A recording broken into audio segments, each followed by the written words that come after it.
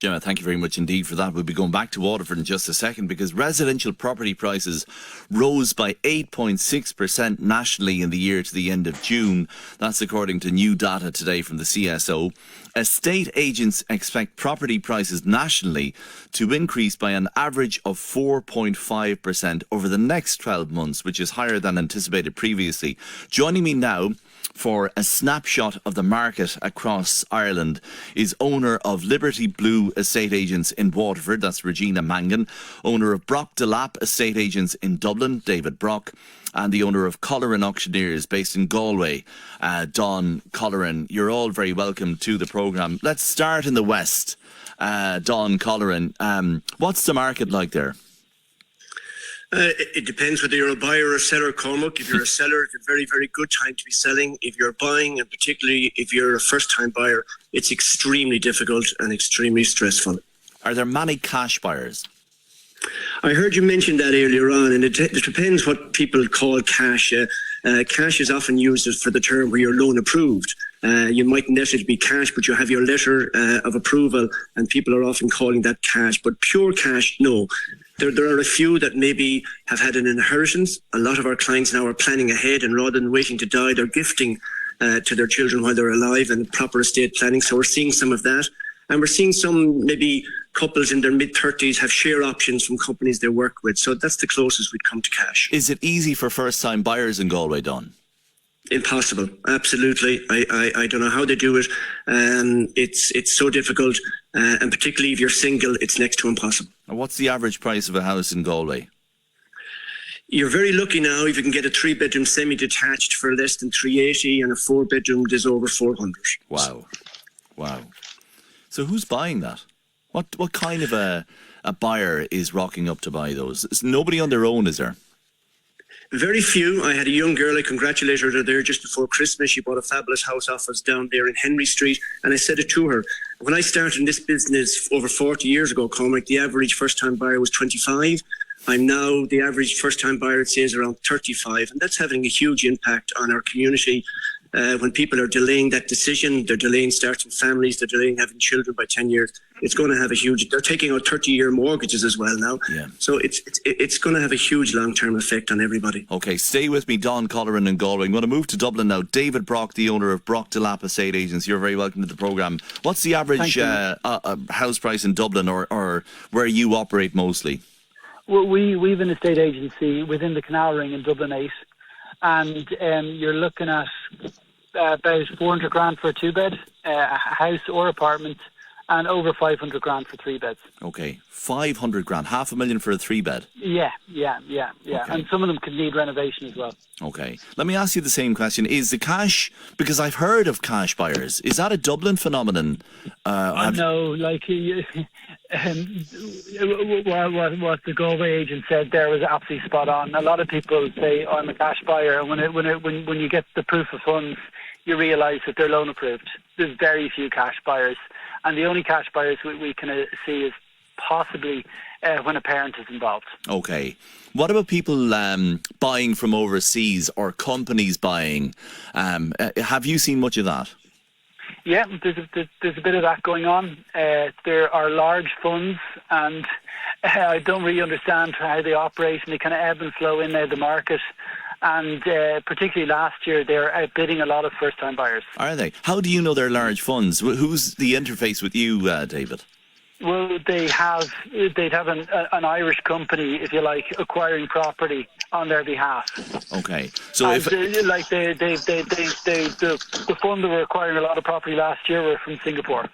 Really? So if I'm a first-time buyer bidding against this fund in Singapore, and I go 5-10 with my last push, when you put that across to the Irish company representing the Singapore fund, you're pretty confident it'll go to 520 at least. So, would that be fair? Not necessarily. Like they've got their cut-offs like everyone else.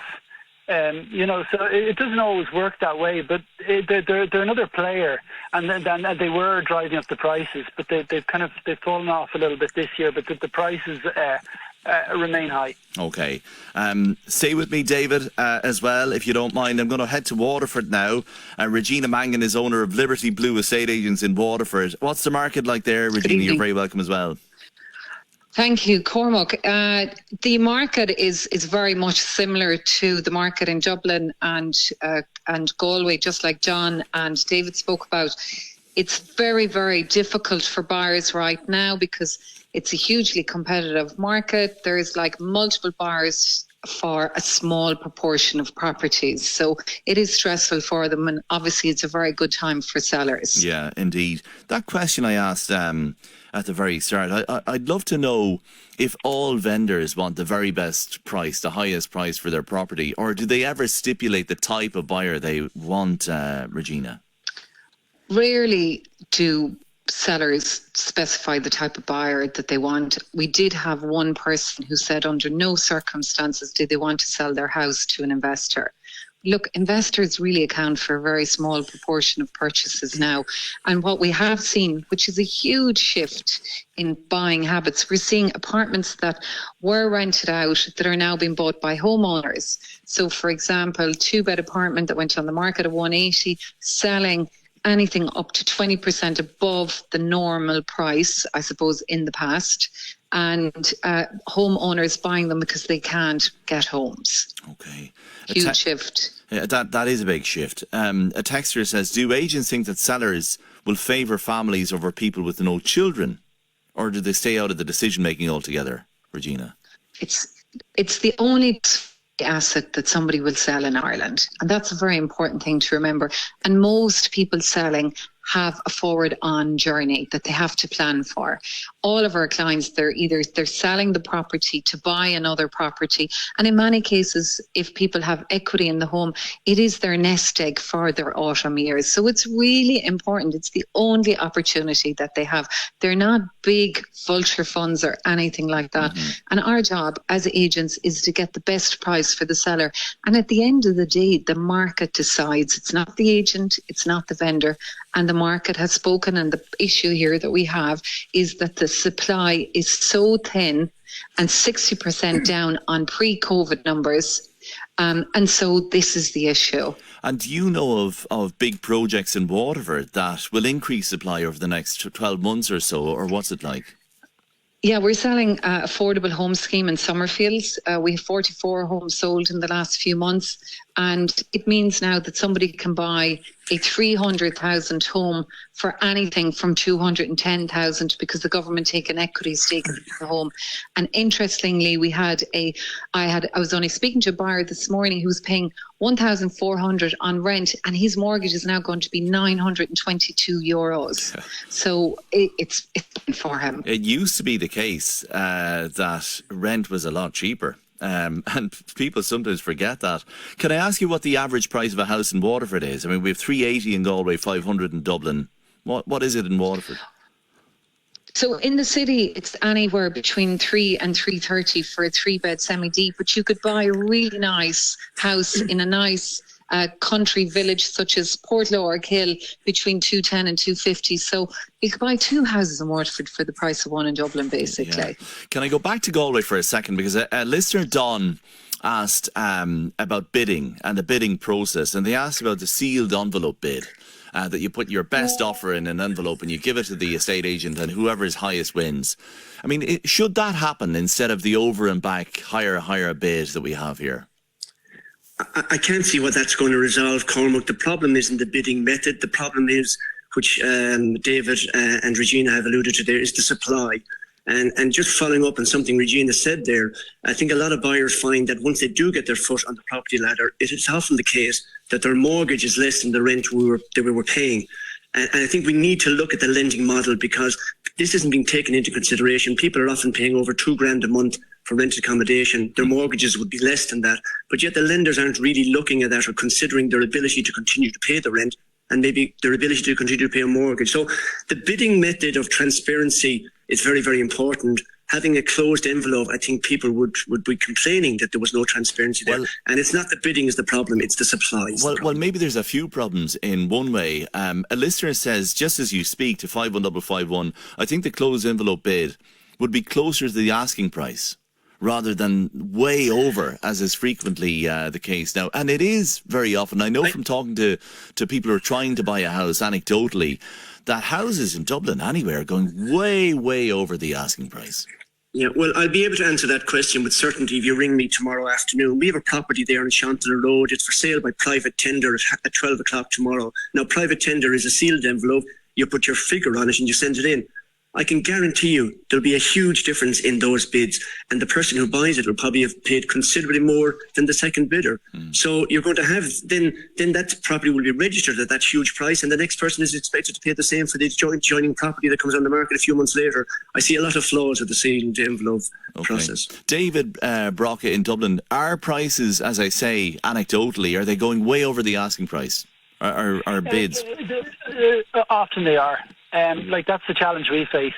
We find that the price are going way up. But if you pitch the price higher or what it might achieve, you just won't get any interest. I heard of a house, and this is again anecdotal, so I don't know if this is common or if it's to be believed. A house that was pitched at over $500,000 and went over 100,000 over that price, the asking price. I mean, could that be true? Oh yeah, absolutely. In an area over 100,000, I said. Yeah, over 100,000 in the area we're selling. I said at the top of the program there, it's within the canal ring, close to the city centre, and the demand is huge. Regina, you're in the wrong spot. Prices go way above asking. I mean, this seems completely and utterly dysfunctional. I mean, how much over the asking price does it go in Waterford, Regina? It varies. Anything from 3 to 25% have been our experience over the last 6 months. A house in Clonmel that we sold went 10% over. We sold a 2-bed apartment at the Docklands in Dublin that went 9% over. Apartments 20% over. Houses in Kill 5% over. What is that in money terms? What's the highest money terms over you've gone over the asking price? I can tell you that 2.5 years ago, I sold a house in Fires Walk in Dungarvan. I think it was 165,000 over the guide. Wow. David, you might be in the wrong spot. Hold on, let me do a bidding war here. Let me do a bidding war here. Let's go back to Galway. Can you beat that? Premium location. Can you beat that Don Colleran in Galway? Well, it was reported there in the local papers. We can, unfortunately, maybe for the buyers. We had a property there that was the sale agreed very recently for 200,000 over the guide. But can I explain to you why? Because the neighbour's house, neighbour's house is on the market now for nearly 200 less than that. Again, what we're seeing in the West, and I'm sure it's the same with Regina and the same in David, where you have a finished prime good property that's been recently renovated to a high space and maybe a high BER. That's going disproportionately a lot higher now than the older stock. The cost to reinstate a house, to renovate a house, is nearly €300 a square foot now. It's absolutely huge. So people are pushing for the newer houses now that have been renovated because they know the bottom line. They may end up paying more than they expected, but it's their home for life. So they're not worried, they're not moving. But they're not getting a builder in who's saying, I thought I'd do it for 2. It's going to cost me 300,000 now.